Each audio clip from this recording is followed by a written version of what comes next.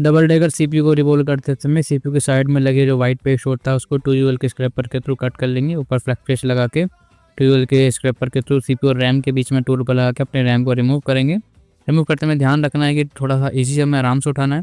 उसके बाद सीपीयू के ऊपर जो सिलेंडर रह जाता है उसके ऊपर थोड़ा पीपीटी रहता है, उसको हम आयरन के थ्रू हल्का हल्का रिमूव कर लेंगे और फिर हम सीपीयू को भी रिमूव करेंगे। रिमूव करते में ध्यान रखना है कि टूल पर थोड़ा ईजी यूज़ करना है, धीरे से यूज़ करना ताकि बेस ख़राब ना हो। उसके बाद जो हमारा बेस है उसको भी हम आयरन और डिसोल्डिंग वायर के थ्रू और क्लीन करेंगे।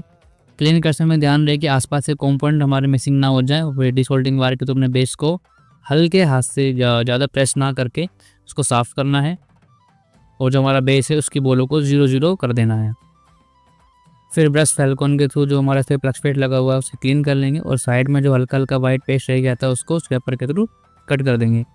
फिर एक बार और डिसोल्डिंग वायर के थ्रू साइड में जो बोलर रहेगी तो उसको हम अच्छी तरह से क्लीन कर लेंगे और फैल्कॉन ब्रश के थ्रू साफ़ कर लेंगे। हम रैम को भी क्लीन कर लेंगे और क्लीन करते में डिसोल्डिंग वायर का यूज़ करना है और हल्के हाथ से हमें क्लीन करना है ताकि हमारा जो रैम है उसका बेस शॉर्ट ना हो जाए। ये सीपीयू वाइट पेस्टेड होता है तो उसके ऊपर वाइट ग्लू रिमूवर पेस्ट को डाल देंगे थोड़ी देर के लिए और ब्रश के थ्रू से क्लीन कर देंगे और ब्रश से क्लीन करने में जो पे वाइट पेस्ट होता है वो खुद ही रिमूव हो जाता है।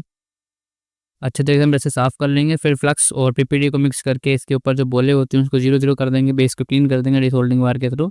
इस समय हमें अपना आयरन जो है 350 पर रखना है और हल्के हाथ से क्लीन करना है क्योंकि सीपीयू बहुत पतला होता है, सीपीयू हमारा शॉर्ट हो सकता है, ख़राब हो सकता है। और फैल्कॉन कपड़े को साफ़ कर लेंगे।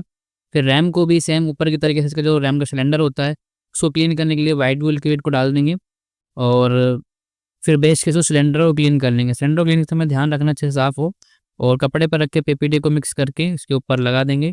सिलेंडर को बनाते समय एसएमडी का टेम्परेचर 280 पर रखना है और थोड़ा दूर से हीट करना है। फिर सीपीयू को भी रिवॉल्व कर लेंगे। रिवॉल्व करते समय 280 पर टेम्परेचर सेम रखना है हमें। फर्स्ट टाइम रिवॉल्व करके पहले बार ब्लेड से कट कर लेंगे, दोबारा पीपीटी पेस्ट लगा देंगे और सीपीयू को रिवॉल्व कर लेंगे। इस तरीके से हमारा सीपीयू परफेक्टली 1 टाइम में बन जाएगा। इसको एक बार ब्रश के थ्रू क्लीन कर लेंगे ताकि जो एक्स्ट्रा बोले हैं वो रिमूव हो जाए क्योंकि हमने सीपीयू को यूनिवर्सल स्टैंड के थ्रू बनाया था। अब रैम को भी रिवॉल्व कर लेंगे। रैम को रिवॉल्व करते समय एसएमडी का टेम्परेचर सेम वही 280 पर रखना है हमें और एक साइड से हीट करना शुरू करना है।